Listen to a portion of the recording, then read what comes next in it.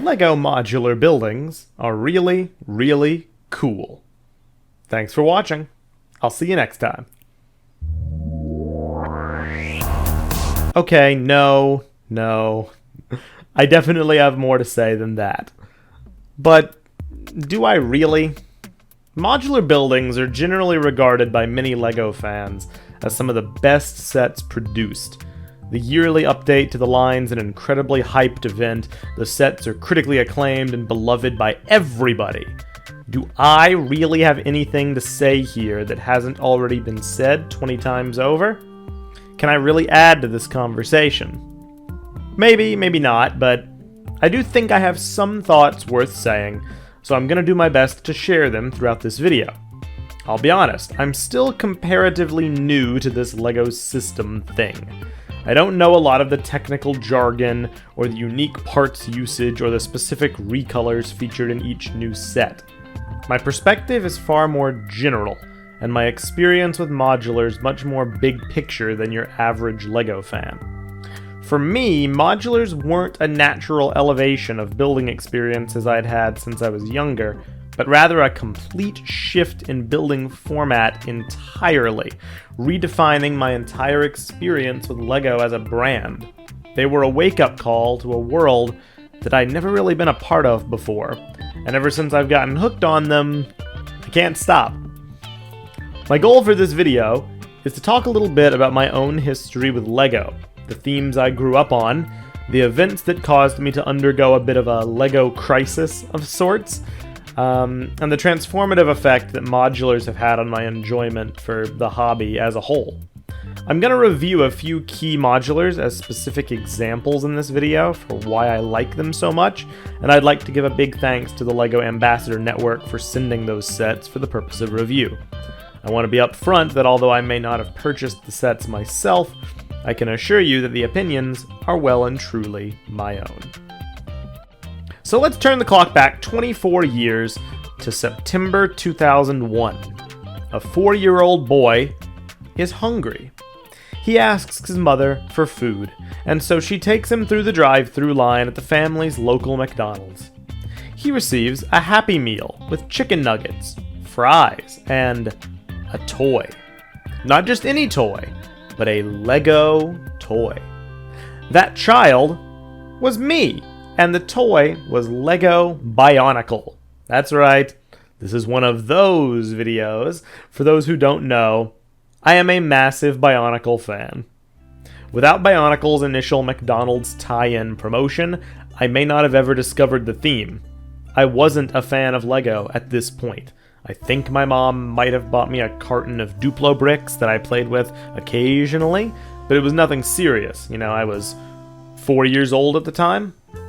Bionicle, though, it immediately captivated me. Colorful robots washing ashore on a sandy beach, complex, intricate builds, bright colors, detailed shaping, incredibly fun play features. For young me, there was nothing quite as cool as Bionicle, and it quickly took over my life. I was obsessed about it incessantly, becoming a fan of the storyline, collecting every set, watching every movie. I was well and truly spellbound, and I still am to this day. As the years went on, nothing could shake my faith in the Bionicle franchise. It was the coolest toy I owned. Sure, my mom and other family members tried buying me LEGO sets over the years as gifts. A Star Wars ship here, a SpongeBob set there, a Creator Dragon over there, but nothing stuck. They were fun, sure, and I liked them, but I wasn't used to the pieces. Where were the cool elemental weapon molds? Where were the ornate masks? Sure, some Technic existed, but it was few and far between. Everything was unfamiliar and alien to me. I knew the concept of system bricks because of Duplo, and they were fun to build and play with, but my brain just wasn't wired to engage with them in quite the same way as my beloved Bionicle sets. As the old saying goes, though, all good things must come to an end. In November 2009, LEGO officially announced that the Bionicle franchise would be ending. I was devastated by this news at the time. I was 11 years old, and Bionicle was the intellectual property I was most attached to, bar none. I'd made friends through Bionicle fan websites, and I'd finally achieved a sense of community and belonging that I'd been missing through a lot of my childhood, as sad as that sounds. I had friends, but I never really clicked with them for my interests in quite the same way as I'd done with my online friends. Now, was it all gonna go away, just like Bionicle? My friends and I resolved not to accept that. For the next 5 years, we would create videos and online podcasts discussing Bionicle and its replacement line, Hero Factory, over on our other channel, the TTV channel. We didn't want to let our childhoods die. Sure, there were times in those podcasts that we tried covering more general LEGO system news, but to be honest, none of it really interested us. Our hearts weren't in it, and the passion simply wasn't there. Attempts to discuss it and find value in talking about it on the podcast kind of fell flat because we realized we didn't have much to say, and that we were kind of checking boxes that we didn't have true passion for. The closest we ever came was with the Ninjago theme, which captivated many of us for its storytelling and TV series that aired on Cartoon Network. In that way, Ninjago kind of was a spiritual successor to one of the things we loved about Bionicle, that being the story. And we did discuss the storyline at length on our channels over the years. But that excitement never really extended to the sets. While we recognized many of them were cool, ultimately, minifigures and system bricks just weren't our thing. We were hardcore fans of Construction, LEGO's combination term for constructible action figures, and nothing was going to change that. Or so we thought. Eventually, our patience and persistence was rewarded in 2015 when LEGO brought back the Bionicle theme, catapulting our YouTube channel to popularity and making us the happiest we'd been in years. This was going to be the start of another decade-long run, an epic story spanning movies, games, books, and more, maybe even a theatrical movie, as the LEGO movie had proved could be successful. The sky was the limit, Bionicle was back, we were riding high, and everything was going to be okay. And then it got cancelled a year and a half later. Talk about a gut punch. As followers of Bionicle, we were heartbroken by the theme's swift and untimely end. As content creators, we were lost and confused, having staked a lot on the theme's success. As LEGO fans, we were left aimless and drifting. It became increasingly clear to us over the next year that not only was Bionicle gone, but the entire building format known as Construction was on its way out as well, being further and further de-emphasized by LEGO.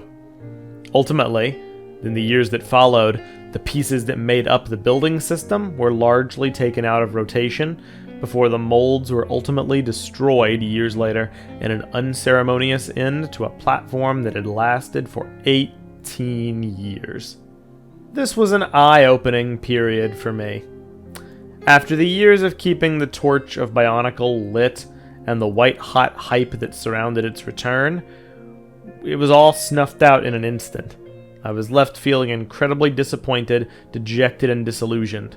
The only thing that I had to look forward to was meeting my internet friends for the first time at Brick Fair, Virginia 2016 in Chantilly, Virginia, a trip we had planned for months before we'd even known that Bionicle was going to end. This trip was a transformative experience, not only for my friends group, but also for how I viewed LEGO as a hobby. Brick Fair is a convention full of jaw-dropping builds, passionate LEGO fans, and showcases of creativity on a scale too massive to fully comprehend even after years of going there. Dioramas span the entire convention floor, creations tower above the visitors, and the sheer amount of excitement in the air is infectious, even to casual observers. Bionicle has a healthy presence at Brick Fair. Don't get me wrong, its presence grows every year, and people have exactly the same attitude in that section. But for us, who had only ever been exposed to the Bionicle online community discourse and existed within our tiny bubble of the LEGO sphere, Brick Fair was like having cold water splashed onto our face. We were confronted with physical, tangible proof that the community we were a part of was but one tiny drop in a vast ocean. We always knew this to some extent, but it's another thing entirely to see it in person. We enjoyed Brick Fair so much we decided to go again next year, and it's become a routine part of our lives since then. So, I know what you're asking. Does this story have anything to do with modular buildings? Well, yes. Yes, it does. Brick Fair was the ultimate catalyst for us as a group deciding to take another serious look at traditional system-based LEGO sets. With construction gone, and unlikely to ever fully return, especially to the glory it had once been, we felt that if we didn't attempt to expand our interests, we may as well end the hobby altogether. One very cool thing that Brick Fair did was allow us to see large, complex, and intricate creations up close and personal in cityscape builds, among other things. Many times, these LEGO City displays would feature a mix of official LEGO modular buildings and custom creations, and it was through these displays at Brick Fair, Virginia, that I got my first exposure to modular buildings. I was captivated by the aesthetic design and the potential for large, sweeping cityscapes made up of similarly crafted but distinct models. I purchased more and more system sets after this, beginning to slowly learn what it was about them that was so appealing from a display perspective. However, although it set me on the path, Brick Fair didn't quite guide me to my first modular building. That honor goes to Ninjago. As one of the only LEGO themes I'd ever closely followed besides Bionicle, Ninjago became a primary sphere of interest for me, even more so after my exposure to the world of Brick Fair. After Bionicle's second cancellation, I started collecting more and more Ninjago mechs, trying to hit similar notes as Construction and failing to get the same enjoyment, although they are very cool. As the years went on, I continued to try and engage with System until the release of Ninjago City Gardens in 2021, which was marketed as a set celebrating 10 years of Ninjago, featuring a robust assortment of characters from the TV show that I enjoyed. I resolved that I would get this set to celebrate its 10th anniversary, and while I expected to enjoy it on account of it just looking really cool and hearing glowing reviews, I couldn't have prepared myself for the transformative experience it would have on me. I was captivated by the sheer amount of detail in every aspect of the model, from the ground level waterways to the individual room interiors. The coloration, the visual complexity, the sense of uniformity that shapes a city design. It was all on display to a really fantastic degree. Something clicked in my brain, finally, and I found the LEGO system sets that were right for me. What I find the most fascinating about this internal discrepancy of mine is that my two great LEGO loves could not possibly be more different. The common myth upon system fan AFOLs is that Bionicle sets are juniorized, highly specialized garbage that only appealed to kids and really can't even be considered real LEGO, but I'd contest that is not true. Bionicle sets do feature a lot of specialized parts, true, but the sets still boasted some really impressive design techniques, especially those that existed as a more direct Technic analog. More so, the design of the pieces led to an aesthetic that was dense with greebling, with little accents, pistons, and armor platings, making the models very visually engaging in a way that was rich with texture and detail. In a way, modular buildings are somewhat similar. The joy of them for me comes from the little details. The tiling here, the shaping there, the patterning and texture created by this one specific part over there. The key difference is that modular buildings achieve this sense of texture and depth across a much wider landscape of parts, weaving a tapestry of tiny pieces that coalesce into something truly beautiful. The parts are not specialized at all. Rather, they're about as general as they come, and the fun comes from building up these pieces into a creation that stands as a genuine work of art, and that's the joy that modular buildings can provide. Since Ninjago City Gardens, I've been trying to slowly amass a collection of modulars, though finances and space in my tiny apartment make it somewhat difficult. The quest to get modular buildings has overtaken practically every other LEGO-related interest, and I don't really find any other type of set construction quite as enjoyable anymore besides the odd, really well-designed mech.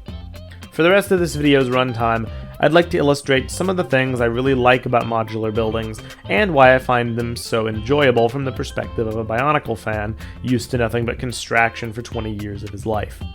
To do so, I'd like to take a look at a few modulars as examples, starting with 10297 Boutique Hotel from 2022, which retailed for $229.99.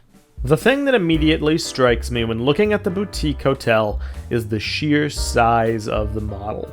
It's so dense and incredibly packed with visual details, yet manages to achieve a sense of height, elevation, and vertical momentum that emphasizes just how visually striking it really is. The use of cylindrical columns and stacked brick pieces adds wonders to communicate this sensation through visual patterning, something that most modular buildings are really effective at doing. The colors on this model work incredibly well together, creating a visual identity wholly distinct from others in this series with bright, eye-catching hues. Many have remarked on this model's unique shaping and composition, but it deserves to be highlighted here once again. One of my favorite things about this model is the left side, which deviates from the traditional modular building structure to have a small offset art gallery right next to a flight of stairs leading to the roof. It's small, but its inclusion adds depth, layers, and complexity to an already detailed model. Interior design, as always, is absolutely amazing. The reception desk area is full of eye-catching details, such as the keys adorning the wall, the large and comfy-looking couch, the floor tiling, and the super unique painting comprised of 1x1 tiles. The other floors feature more of the same, with a robust and varied assortment of detailed furniture builds that breathe life into models like these. As a result, each floor, and even each individual room, practically oozes personality and style, with creative build techniques and parts usage not only combining to deliver cool mini-builds, but builds on a particularly tiny scale. The other incredibly rewarding aspect of modular buildings is the unique assortment of minifigures that are always on offer, usually catering to their respective job responsibilities in the context of the building in question. These are no different, with hotel employees, guests, and vendors, along with an art gallery owner, all filling out their roles nicely and making this model feel active and alive. They all look incredible and come with a varied assortment of accessories to help bring life and character into their roles. See what I mean? This set is a masterpiece, and upon completing it, I immediately fell in love. The sheer amount of detail, both in visuals and in design complexity, is staggering for a set of this price point.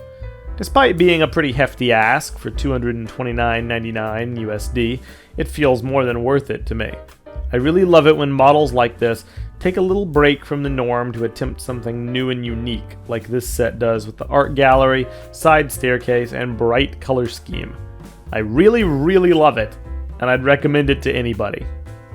The next set that's fueling my modular building addiction is 10255 Assembly Square, released in 2017 for $299.99 USD.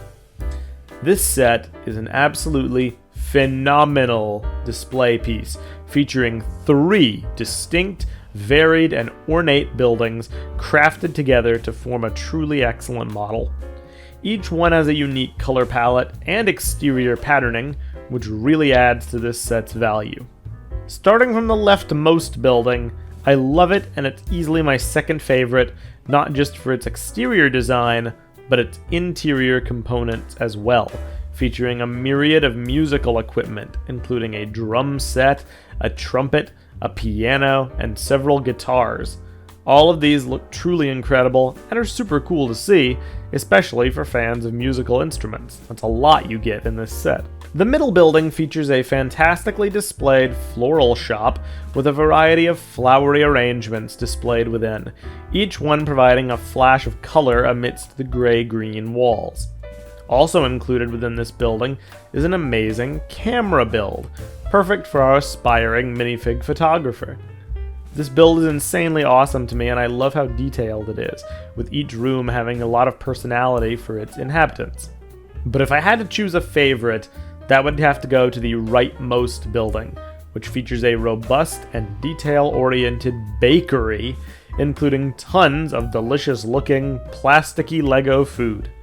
The sheer amount of sweets and treats on display here is fantastic, and each one looks distinct from the next.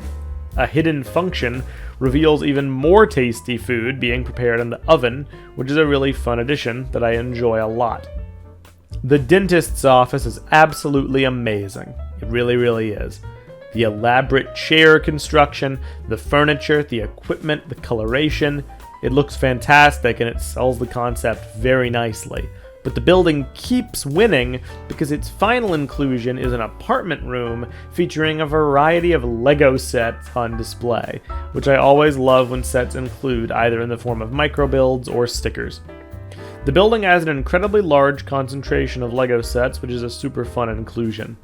Once again, not to sound like a broken record, but the furniture is awesome, especially for this room in particular, as the couch can unfold into a bed to make effective use of the living space. The internal spaces are filled with detail, and the exterior spaces equally so, with an excellent fountain, detailed outdoor patterns, walkways, lamps, and so much more. It's a really fantastic set, with one exception. The minifigures included in this set, while cool, all use the same face print as a sort of throwback to LEGO's olden days. While this decision does give the set a certain unique charm, overall I did want the minifigures to more closely match modern styles in order to better fit in with my current collection. So, during a trip of ours back in December, Mary and I decided that we would attempt to find faces that wouldn't look out of place for the figures and switch them out accordingly. It took a lot of driving and a visit to our local bricks and minifigs store, but in the end, I think it was worthwhile. We found some cool face prints that I think elevate these minifigures, and we replaced them accordingly, just so they can kind of exist in my city in the modern LEGO style. Pretty cool, right? All these figures are awesome, with some wearing regular civilian clothes, and others wearing uniforms suited for their responsibilities in the set. My favorite small characters are the cute dog and the adorable little baby figure. I love it so much, as well as the little baby carriage where it can safely rest. Fantastic figures for a truly amazing set, and it's absolutely one of the best modular buildings that I've ever owned. I think it stands as a testament to what this format is able to achieve.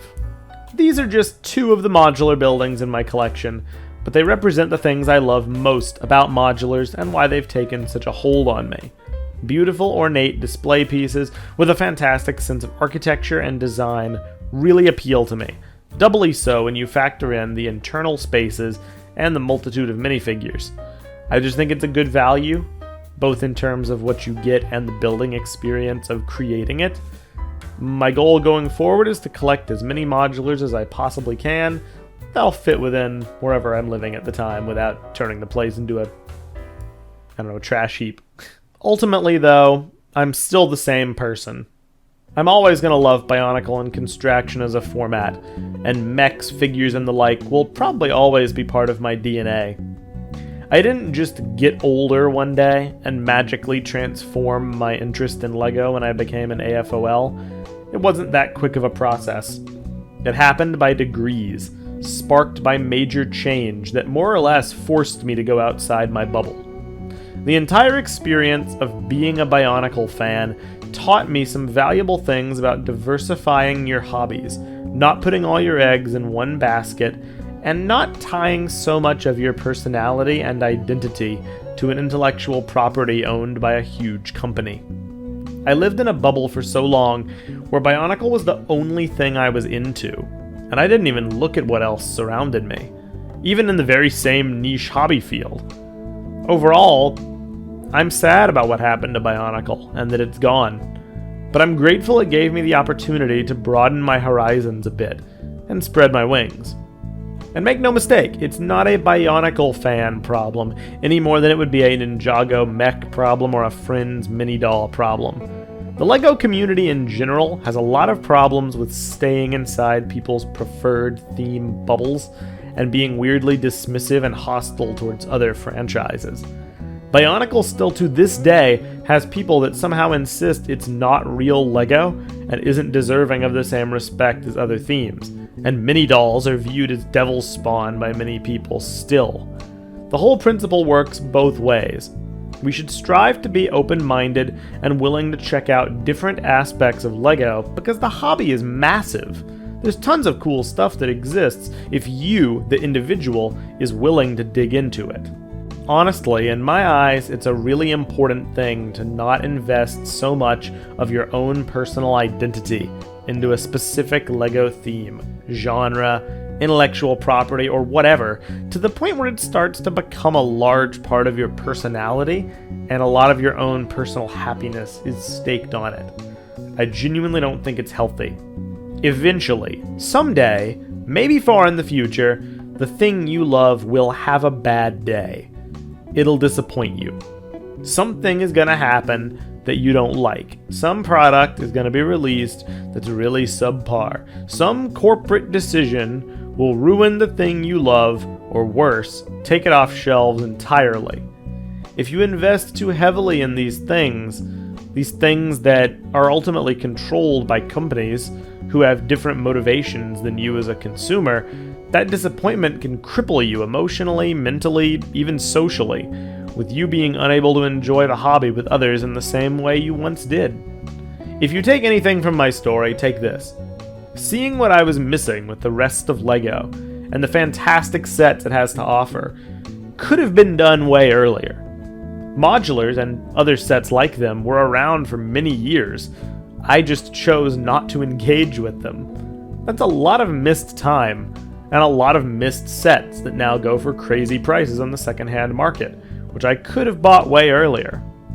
Just keep an open mind, don't be a jerk to other themes you don't engage with, and try to diversify your interests. It can save you a lot of heartache, a lot of headaches, and your wallet a lot of cash in the long run. So yeah, modular buildings. They're really, really cool. Thanks for watching. I had a great time making this video. One part history lesson, one part set review, and one part therapy self-help session about overinvesting in hobbies. You gotta love the variety, right? If you enjoyed this ramble of mine, please consider subscribing to the channel for more fun LEGO content. Ding the notification bell down below to stay up to date with our new uploads, because YouTube's inconsistent on a good day. And if you'd like to further support us, consider checking us out on Patreon at patreon.com/TheTTV channel. Over there, you can join our patron-only Discord server for as low as $1 a month, where we talk about all our favorite LEGO themes and just generally have a fun time. Thank you guys very much for watching, and I'll see you next time on Keep the Peace for more fun LEGO content. Have a good one, guys. Bye.